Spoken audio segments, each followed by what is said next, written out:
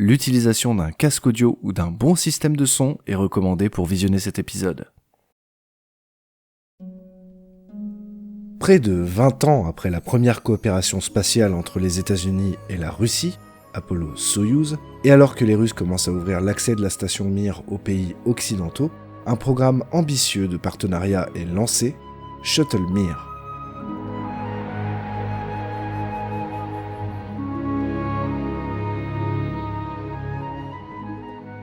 Nous sommes en 1992. C'est là qu'est signé un accord de coopération spatiale entre les présidents Boris Yeltsin et George Bush Sr. C'est le programme Shuttle Mir. Les objectifs de ce programme sont multiples. Tout d'abord, il s'agit pour la NASA d'avoir accès à une station spatiale pour effectuer des vols de longue durée. Depuis la fin de leur station Skylab, les vols les plus longs n'ont pas dépassé les quelques jours avec la navette spatiale qui n'a pas l'autonomie pour rester plus longtemps en orbite de façon autonome. Ensuite, il s'agit pour les deux nations d'apprendre à travailler conjointement avec une certaine standardisation pour, dans un futur pas si lointain, concevoir une vraie station spatiale internationale. Évidemment, les deux nations ayant été ennemies durant des décennies, apprendre à travailler ensemble n'est pas quelque chose de facile. Les cultures, les méthodes de travail, les approches du vol spatial sont très différentes entre Moscou et Washington. Le programme Shuttle Mir est donc découpé en plusieurs phases et la phase 1 démarre en 1994. Le 3 février 1994, la navette Discovery décolle du Kennedy Space Center pour la mission STS-60, qui s'annonce a priori banale avec des expériences en microgravité pendant une semaine. En réalité, et pour la première fois depuis Apollo-Soyouz, un astronaute russe fait partie de l'équipage. Sergei Krikalev devient ainsi le premier russe à voler à bord d'un véhicule américain, et cela marque la première phase du programme Shuttle Mir. Son rôle de spécialiste de mission ne se limite pas à une question d'image publique. Avec déjà 2 missions spatiales à son actif, qui se sont toutes deux déroulées à bord de la station Mir, Krikalev est déjà un vétéran quand il décolle à bord de la navette américaine. Il a donc 2 missions principales, la manipulation du Canadarm et la conduite d'expériences scientifiques. Krikalev est le genre d'astronaute qui, avant son premier vol spatial, imposait déjà le respect. Champion de Moscou en 83 et champion de l'Union soviétique en 84 en voltige aérienne, il teste ensuite des combinaisons spatiales et devient contrôleur de vol. Il est de ceux qui ont contribué à sauver la station Salyut 7 lors de sa défaillance en 85, en développant les procédures d'amarrage à la station, devenues incontrôlables.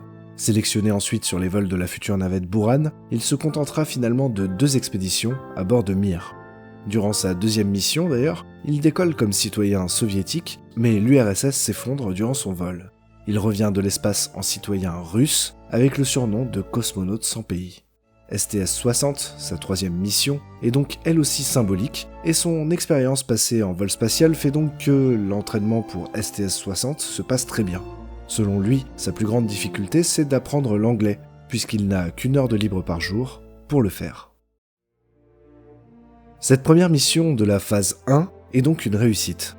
Les relations entre les astronautes sont très bonnes malgré les difficultés techniques qu'ils doivent surmonter avec une expérience réticente, le Wake Shield Facility ou WSF. Cette expérience consiste en une sorte de disque qui doit d'abord être récupéré dans la soute par le bras de la navette, puis relâché dans l'espace. Mais certains problèmes techniques infligent un gros retard au déploiement et on décide finalement de tendre le bras avec le WSF au bout afin de tout de même réaliser une grande partie des expériences prévues.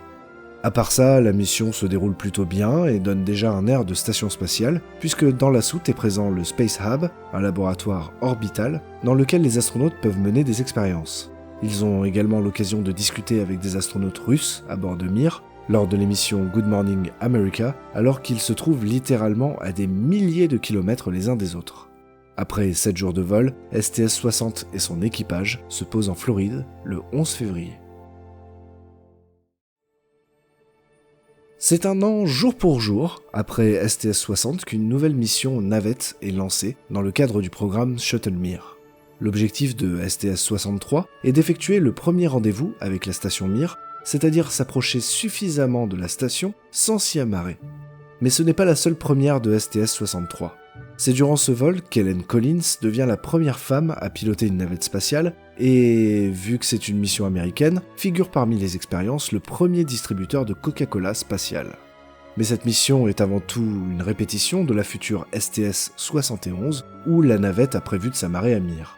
Bref, Helen Collins doit réaliser un survol de la station en s'approchant à une dizaine de mètres seulement, mais les Russes sont assez inquiets.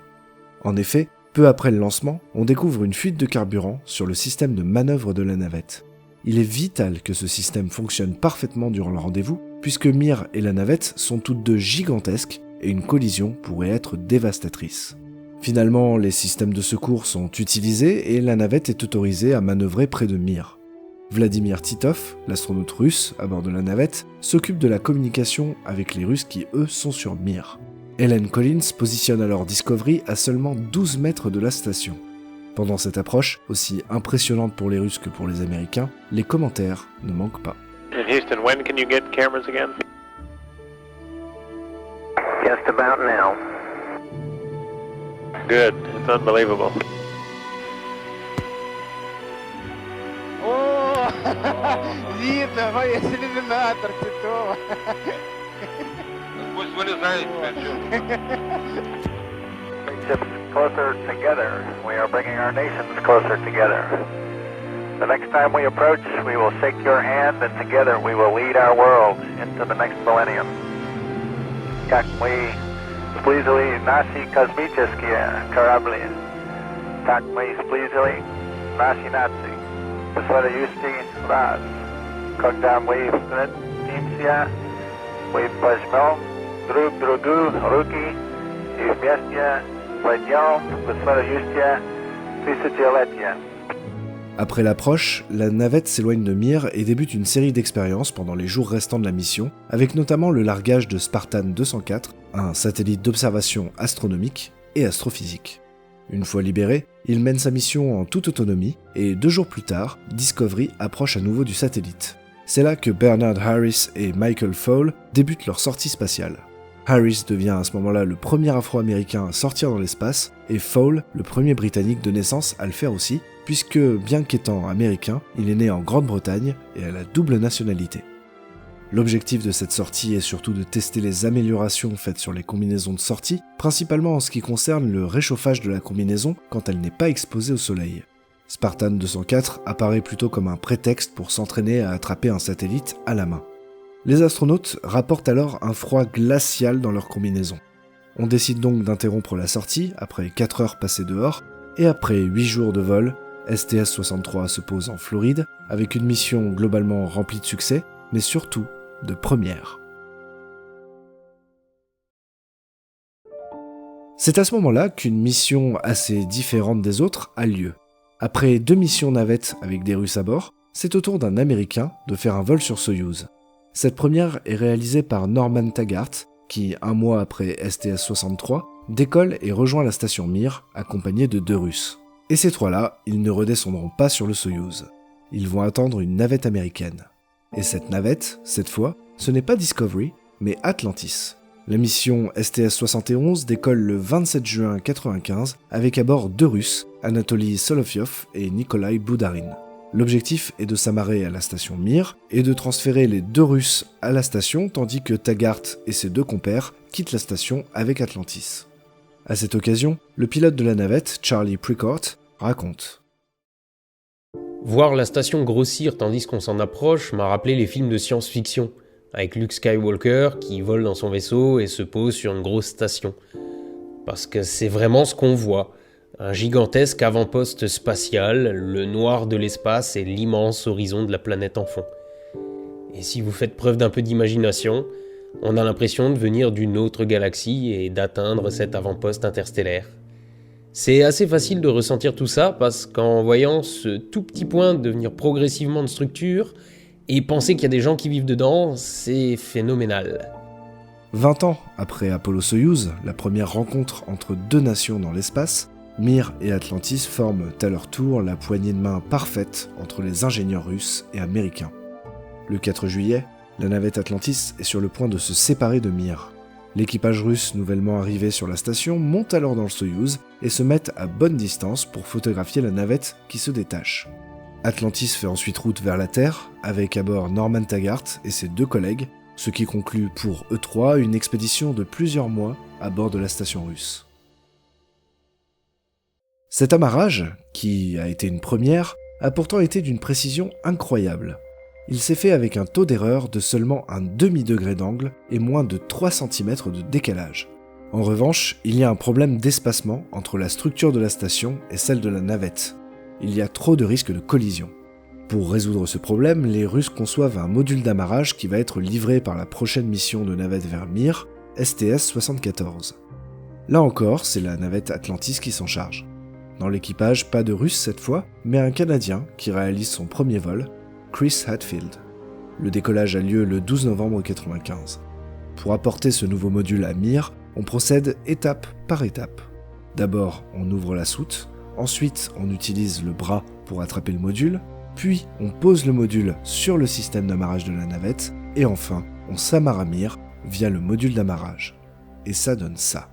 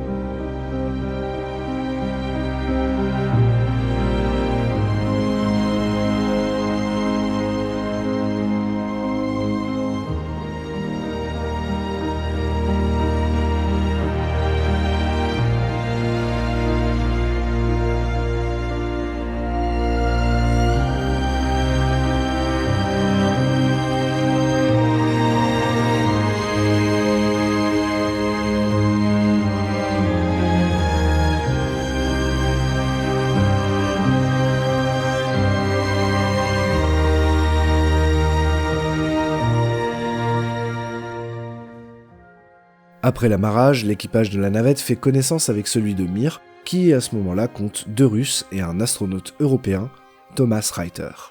Après avoir livré des pièces de rechange et des panneaux solaires neufs, Atlantis se désamarre de Mir, laissant en place le module orbital nouvellement arrivé. Encore une mission flamboyante pour les Russes et les Américains.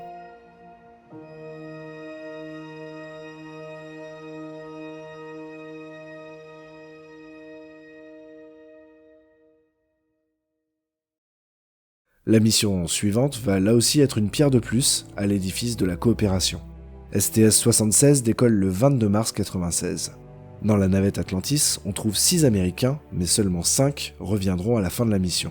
Shannon Lucid, qui effectue là son 5e vol, a notamment fait partie de l'équipage qui a lancé la sonde Galileo vers Jupiter en 1989, et pour son dernier vol, elle s'apprête à passer plusieurs mois sur la station russe. C'est le début pour les Américains d'une présence continue à bord de Mir, les astronautes se relayant au fur et à mesure.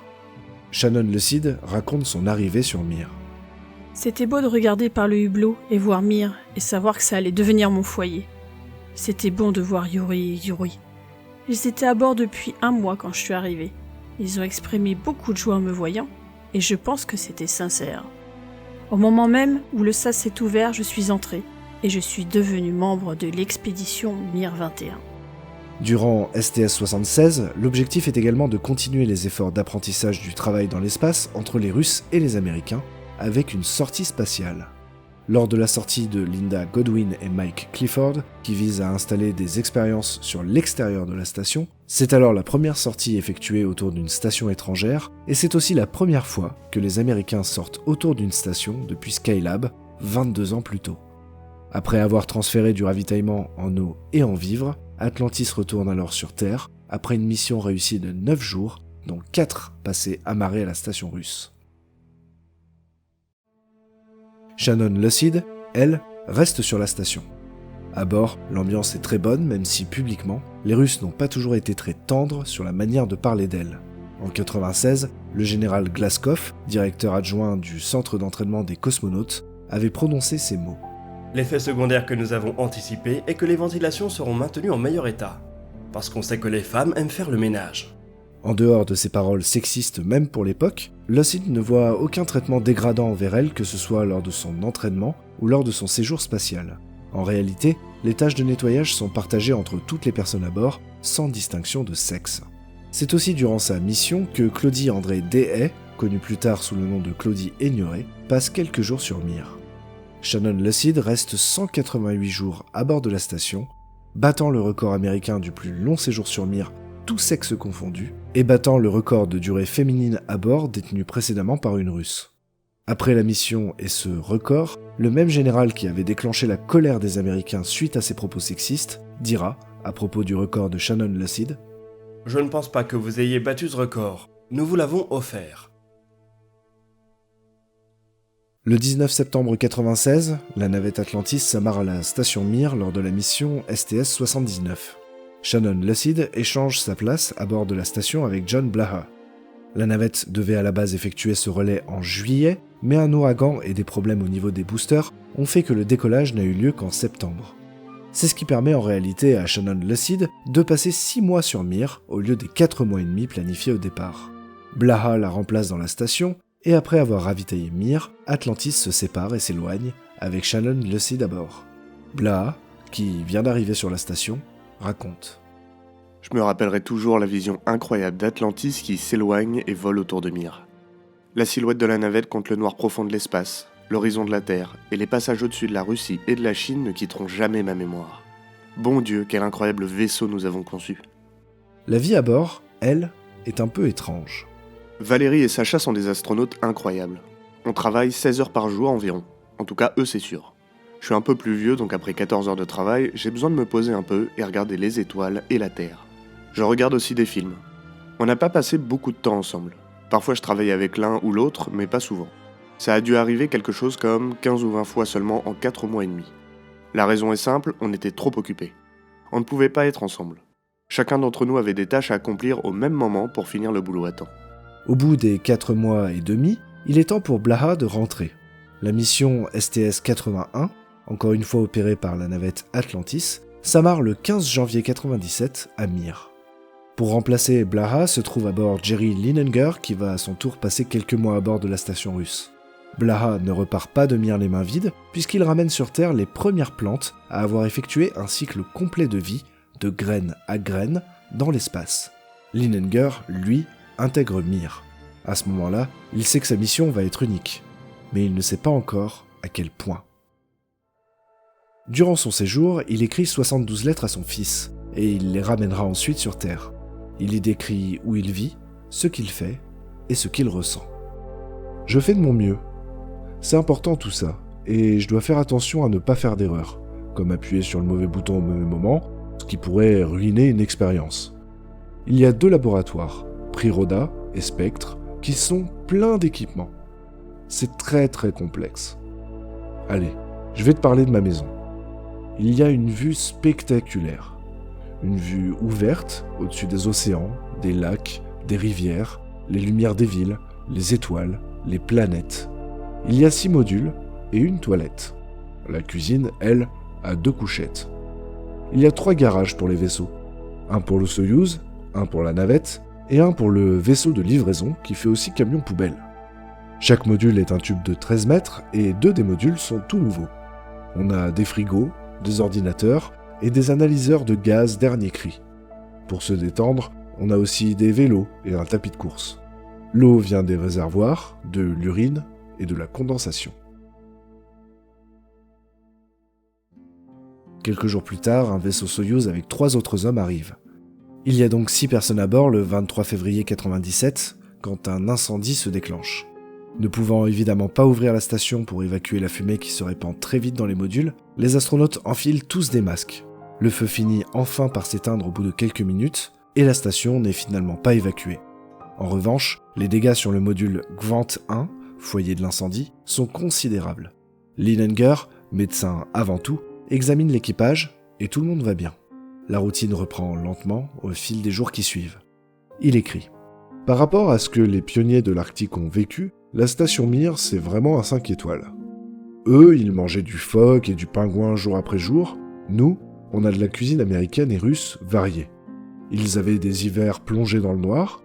On a la nuit et le jour toutes les 45 minutes. Ils portaient les mêmes vêtements toute une année. On a un t-shirt et un short propre chaque semaine. Ils devaient parcourir des chemins abrupts et dangereux, et nous, on flotte sans effort. » Leininger n'a tout de même pas une mission si banale puisqu'il devient, le 29 avril, le premier astronaute américain à sortir dans l'espace dans une combinaison russe lors de la première sortie spatiale internationale de l'histoire, puisqu'il sort avec Vassily Tsibliyev durant 5 heures. Il termine sa mission avec la venue de STS-84, où il échange sa place à bord de Mir avec Mike Foale. STS-84, encore une fois Atlantis, a comme pilote Helen Collins, qui, souvenez-vous, était la première femme pilote de la navette spatiale. À bord également, on trouve l'astronaute européen Jean-François Clairvoy, qui fait son second vol. Il s'amarre le 17 mai à la station et la ravitaille encore, tout en échangeant les places de Leininger et Foale. Avec la construction à venir de la Station spatiale internationale, l'Agence spatiale européenne est en pleine conception d'un futur cargo de ravitaillement automatique, l'ATV. Pour tester ces détecteurs laser, ils sont placés sur la navette, et tandis qu'Atlantis repart de Mir 5 jours plus tard, les détecteurs sont donc testés en conditions réelles. STS-84 est donc non seulement une mission de ravitaillement, mais aussi de préparation du futur. Là aussi, durant la mission de Foale, un incident grave va arriver. Alors que les Russes testent le pilotage d'un cargo en manuel depuis la station, le cargo entre en collision violente avec Mir. Le cargo Progress frappe les panneaux solaires de Spectre, puis le module lui-même. Une décompression démarre, l'intégrité du module étant compromise. Sous le choc, la station entre dans une vrille. Alors que la pression chute, il ferme le sas du module touché, ce qui n'est pas le plus simple puisque des câbles entravent la porte.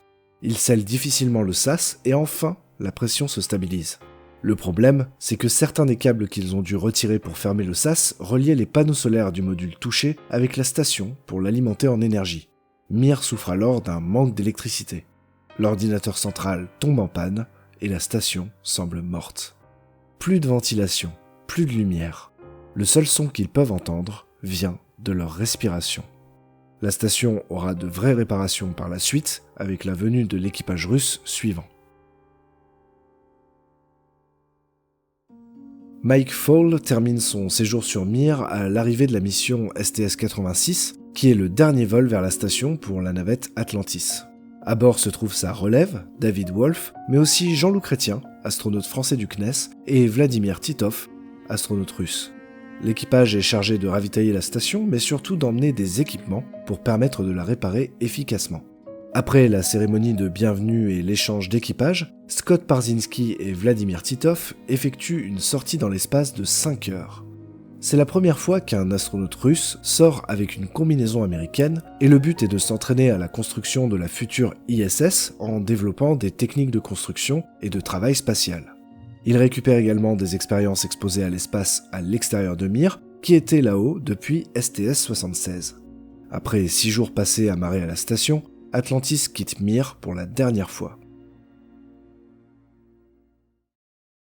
David Wolf est donc le nouvel américain à bord. Vu que le système de récupération de la condensation est HS, il passe 8 heures par jour à éponger manuellement les moindres recoins de la station, inquiet de voir parfois une goutte d'eau de la taille d'un ballon de basket flotter derrière un panneau.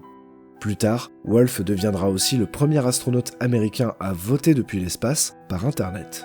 Ce système de vote, développé par la NASA et les Russes, a permis à Wolf de voter pour une élection locale. Je dis bien que c'est le premier américain à voter, puisqu'en 1996, des astronautes russes avaient déjà voté pour la présidentielle depuis leur station. Wolf fait ensuite une sortie spatiale aux côtés d'Anatoly Solovyov, recordman du monde encore aujourd'hui, du temps total passé en sortie spatiale.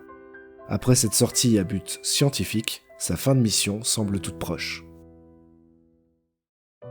Pour le dernier remplacement d'astronaute américain sur Mir, c'est la navette Endeavour qui s'en charge. Le 24 janvier 1998, la mission STS-86 rejoint Mir et David Wolf laisse sa place sur la station au nouvel arrivant, Andy Thomas. Thomas sera le dernier américain à séjourner sur Mir, les premiers équipages de l'ISS se préparant à faire leurs premières expéditions. Tandis que Wolf s'éloigne de la station russe à bord d'Endeavour, une fusée Soyouz décolle du Kazakhstan avec 2 Russes et l'astronaute français Léopold Eyarts en route pour Mir. Avec 3 astronautes à bord de la station, 7 dans la navette et 3 dans le Soyouz, on a alors à ce moment-là 13 astronautes de 4 pays différents dans 3 vaisseaux séparés, tous en orbite terrestre.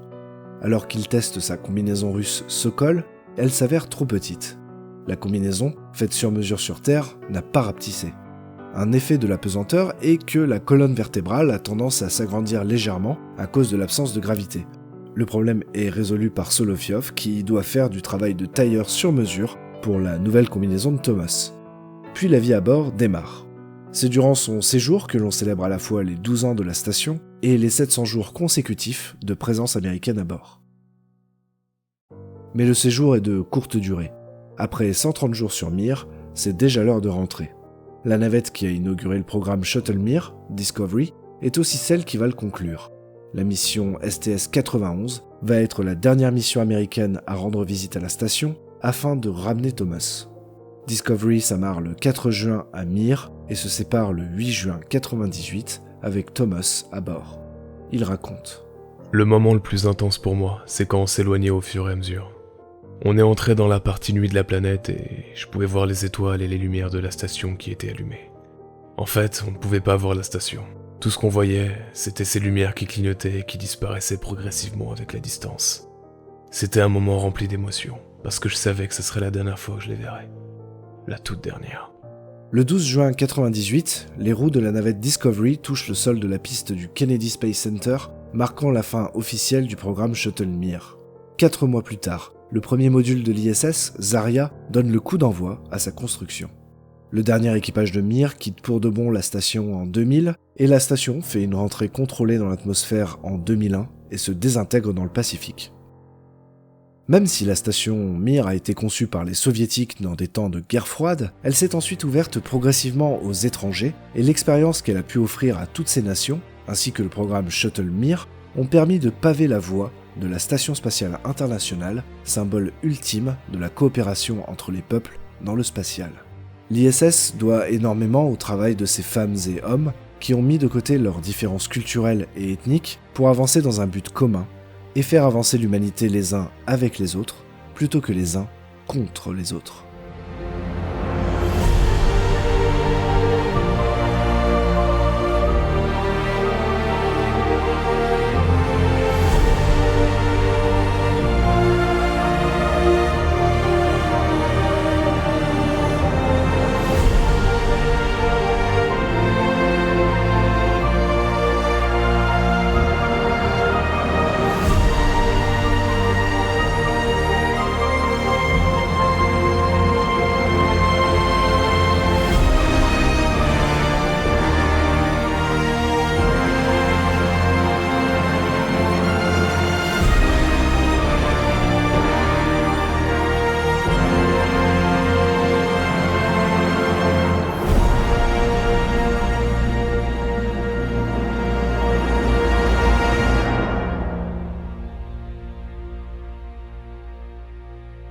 J'espère que vous aurez aimé cette vidéo sur le programme Shuttle Mir. C'est vrai qu'il fait un peu doublon avec mon épisode sur Mir, mais au moins là on a vraiment couvert toutes les missions navettes qui se sont rendues là-bas. Si vous avez aimé la vidéo, vous pouvez mettre un like, vous pouvez mettre aussi un commentaire pour me dire ce que vous en avez pensé. Je lis encore tous mes commentaires, même si ça commence à devenir un petit peu difficile. Et la semaine prochaine, on se retrouvera pour une vidéo aviation. Et oui, une vidéo aviation, ça change, puisque c'est vous qui l'avez décidé, vous n'êtes pas sans savoir que vous avez un onglet communauté sur la chaîne où je poste des sondages qui vous permettent de choisir en gros lequel des sujets vous voulez en premier. Vous avez donc pour cette semaine voté le programme Shuttle Mir, et la semaine prochaine, ce sera un sujet aviation. En fait, ce sera le début d'une vidéo en plusieurs parties. En attendant, je vous dis à très bientôt sur la chaîne Stardust. Ciao!